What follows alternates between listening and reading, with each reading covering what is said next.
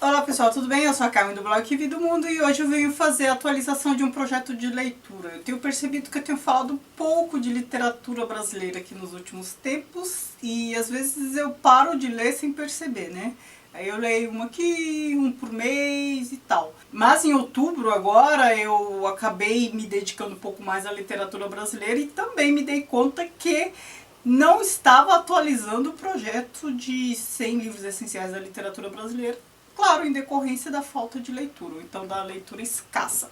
Então, este vídeo, como vocês já viram no título, é para atualizar este projeto. Eu vou apresentar 4 leituras para este projeto. Espumas Flutuantes, do Castro Alves. Os poemas daqui são muito bonitos, são muito românticos, né? Não tem nada a ver com a questão da escravidão, né? A maioria deles, pelo menos. Como eu já li há algum tempo, eu não lembro se tem algum que remete à escravidão, mas a maior parte deles não. O Castro Alves é conhecido como um poeta dos escravos, né? Principalmente por conta do Navio Negreiro, que é um poema super forte, um livro muito forte. Mas aqui não, aqui a gente tem um Castro Alves muito romântico. E aí é a questão do romantismo, né? Aquela sofrência, aquele amor visceral, que parece que só se justifica se houver um drama, um sofrimento, né? Sempre morte, loucura, doença, tuberculose, é aquele drama assim bem forte. E eu já disse antes e eu reitero aqui, eu acho que eu gosto mais do romantismo na poesia do que na prosa. Romantismo não é o meu período literário de maior gosto, né? Eu gosto mais do modernismo. Embora eu adore um drama, mas não são todos os romances que me agradam. Exceção para O Morro dos Ventos Uivantes. Esse desespero, esse sofrimento visceral, eu acho que combina mais com poesia lírica. Então, os poemas costumam me agradar mais do que a prosa. Segundo livro, Macunaíma, do Mário de Andrade. Eu reli este livro, né, pela terceira vez. Ou melhor, reli pela segunda vez, li pela terceira vez. É um livro muito interessante. Aqui o Mário de Andrade, a gente sabe, ele estava lá no começo do século XX em busca do Brasil profundo, não só ele, né? Oswald de Andrade e tudo mais. E aqui, este livro é o que, de tudo que ele produziu, este livro é o que melhor representa essa busca, né? O que faz o Brasil Brasil, né? Parece o nome do meu projeto, o nome do livro do Roberto da Mata. Mas é a busca de pessoas, situações genuinamente brasileiras. Ele parece que arrebanhou tudo e colocou aqui. A gente sabe que ele viajou muito pelo Brasil, afora, Minas, Norte, para arrebanhar costumes, folclores e tal, para buscar coisas da nossa gente. E aí ele fez isso aqui, Macunaíma, o herói sem nenhum caráter, para contar uma espécie de formação da sociedade brasileira, uma formação mítica, a gente podia pensar assim, um misticismo que vem do folclore.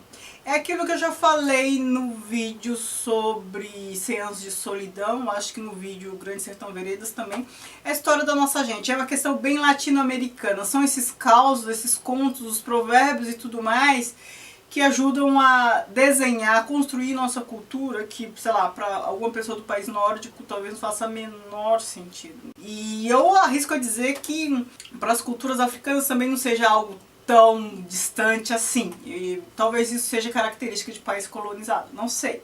Ou países mais quentes, também não sei. Mas há elementos folclóricos que são muito típicos da região. Quando eu falo região, eu estou falando do hemisfério sul, me arrisco a dizer hemisfério sul, considerando a América Latina, talvez a África, não sei. Eu não sei se eu posso me referir à África dessa maneira. Porque a África também é muito grande, são muitas culturas. Eu já li algumas coisas e cada vez mais eu estou propensa a achar isso. Esses folclores também, essas histórias, esses causos, constituem a gente da África, dos países africanos, assim como constituem a nossa gente aqui da América Latina.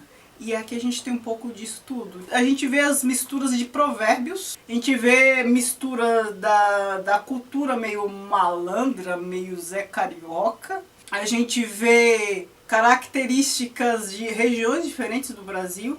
A gente vê posicionamento político, a gente vê esperteza, a gente vê um pouco de literatura épica, é por isso que eu falo também, é sobre uma formação mítica, como a gente vê lá em Eneida, como a gente vê na Odisseia, é a formação mítica de um povo. Ele procurou fazer isso, não li nenhuma teoria que fale a respeito disso, pelo menos não lembro de ter lido. Mas, embora ele tenha escrito isso em poucas páginas, parece que ele também está fazendo uma releitura dos mitos clássicos para falar de um mito tupiniquim, para tratar da história da nossa gente, sem buscar uma ascendência divina, não. É uma ascendência na origem, na imanência no fio terra, a origem considerando o quê? O que havia aqui antes dos portugueses encontrarem o Brasil, descobrirem o Brasil. Então você tem muita referência à cultura indígena, muita referência aos tipos que formam o Brasil, né? Louro, preto, índio, e muitas referências aos provérbios. Este é um livro que também me lembra um pouco Cândido, do Voltaire. Por quê? O Cândido, ora estava aqui, ora estava ali, se metendo em confusão. É essa coisa meio onipresente. Tem um episódio aqui que lembra também o Odisseu, da Odisseia, o episódio do gigante lá, que ele furou o olho. Então aqui o Macunaíma, ele é meio um Odisseu. Ele é um Odisseu tupiniquim. É uma mistura de Odisseu com Zé Carioca. Não sei se vocês vão conseguir fazer essa junção, mas é o que me vem agora para falar desse livro.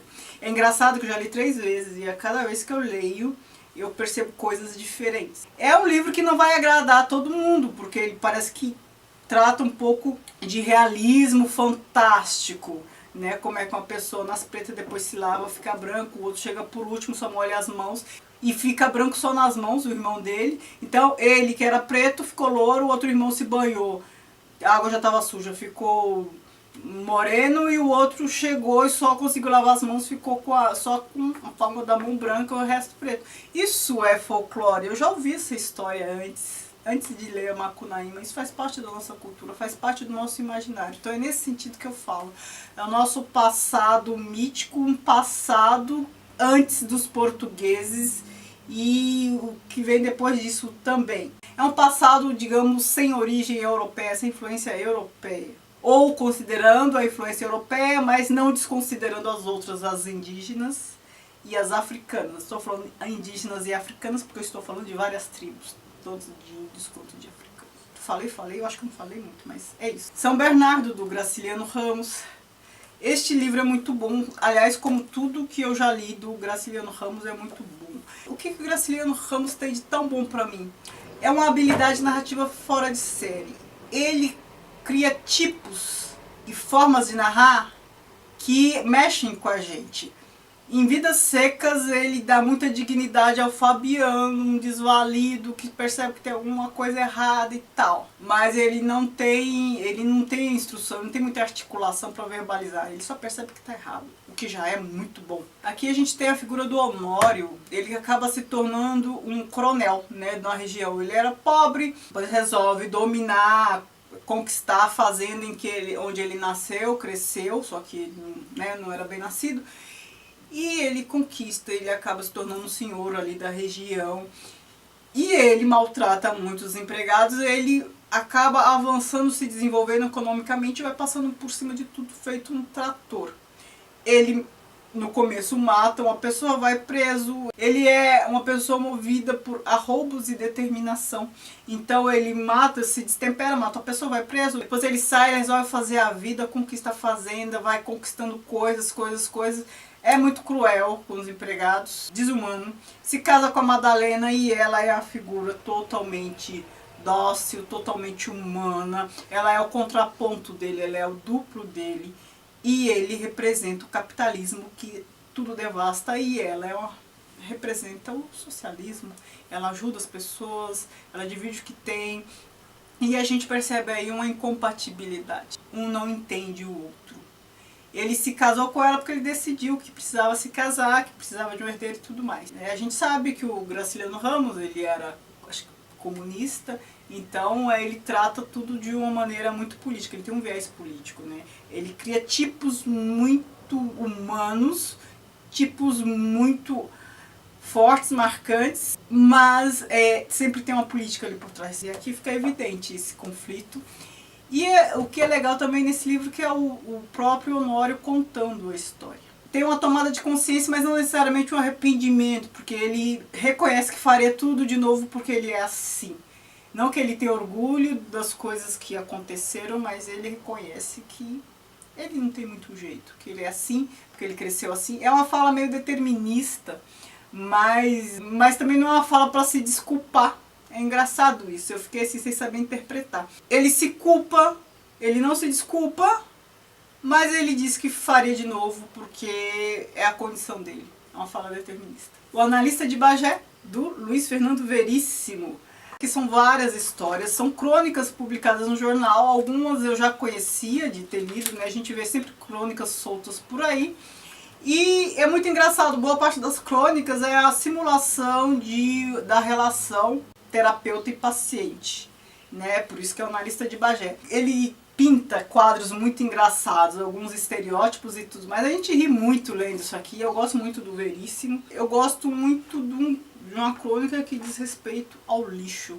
É uma crônica que eu li quando eu estava no ensino médio, não sei, no fundamental, que já estava no meu livro de português. Reflexões sobre o lixo, duas pessoas que se encontram, são vizinhos, um conhece totalmente a vida do outro por conta do lixo. Eles começam a conversar, recebeu visita da sua mãe, como é que você sabe? Eu vi ali o envelope, a carta no lixo e tal. E eles vão conversando e a gente percebe que um ia conhecendo o outro, acompanhando a vida do outro por conta do que achava no lixo. E o Luiz Fernando Veríssimo escreve isso de maneira bem engraçada, né? Bem interessante. Então é isso, esses são os 4 livros de atualização do projeto. Eu vou deixar o post do projeto aqui embaixo e lá tem todos os vídeos de atualização do projeto. Lá também tem a lista dos livros, dos 100 livros, né? Essa é a relação da Revista Brava. Eu sempre falo isso no começo do vídeo, esqueci, tô falando agora. É a relação da Revista Brava, 100 livros essenciais da literatura brasileira. E lá eu marco o que eu já li, o que eu não li, o que eu tenho, mas ainda não li, o que eu não tenho, resenha e os vídeos de atualização. Então quem tiver interessado em saber o que eu já li, minha opinião sobre, pode ver todos os vídeos ou ler os posts, né? Alguns posts tem resenha em vídeo, outros em texto e outros só em post. Bom, enfim, dê uma olhadinha lá no post que vocês vão entender melhor o que eu tô falando. Lá tem tudo. E depois este vídeo também vai para esta relação. Tá bom? Então, é isso. Me digam o que vocês já leram desse projeto, o que vocês querem que eu leia primeiro, se vocês já leram esses livros, tá? Interajam comigo. Eu peço que vocês curtam o vídeo, se inscrevam no canal se não for inscrito e me sigam nas redes sociais. Eu atualizo só o Instagram e o Facebook. O Facebook é a página do blog, onde tem tudo que vocês veem aqui no canal e muito mais. Vocês dêem uma olhadinha lá. Muito obrigada por assistir, beijos e tchau, tchau.